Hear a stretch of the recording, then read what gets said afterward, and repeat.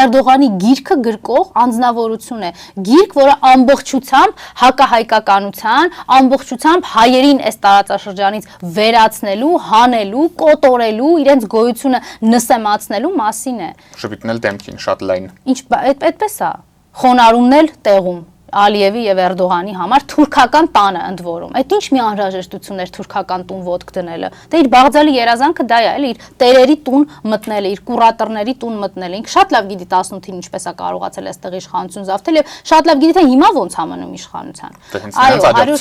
միանշանակ։ Այո, 110-րդ տարելիցը հայոց ցեղասպանության